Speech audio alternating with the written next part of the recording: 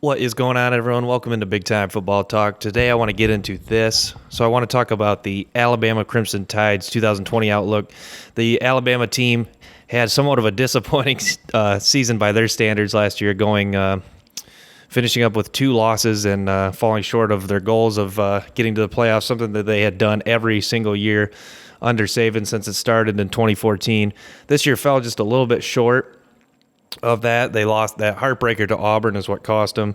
The LSU game was another close one that they fought back to try to get into it, or try to get back into it, but they fell just a little bit short to Joe Burrow and company there.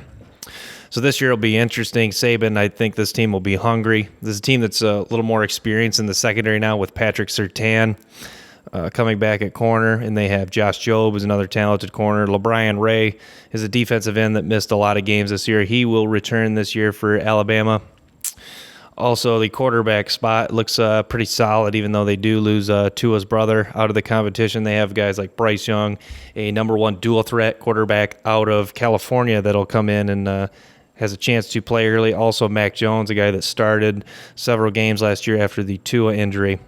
So there's a lot of things looking up. Saban's getting up there in age. I think he wants one final ride to that championship game before he's done. Offensive side of the ball, Najee Harris comes back, who's one of the best running backs in college football, if not the best. And they also returned Devontae Smith, a sure-handed wide receiver that could have went pro this year. Also returned Jalen Waddle, who is one of the fastest wide receivers in college football also.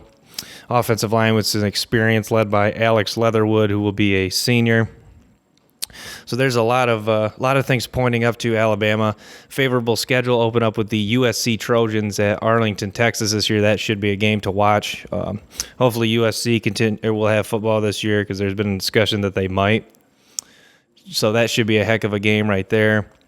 At the LSU game will be at LSU this year, so that'll be tough.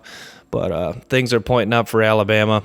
Saban and that team is going to be hungry because they played a lot of young guys on defense. Also get Dylan Moses back. So look for the young talent on Alabama to look to grow up a little bit. With Dylan Moses back, you have one of the best running attacks and a solid offensive line and one of the best coaches in the business. Look for Bama to rebound and likely get a shot at another playoff title run. Thanks for tuning in. Stay tuned for more clips from Big Time Football Talk like this, and make sure to follow on Twitter. Peace.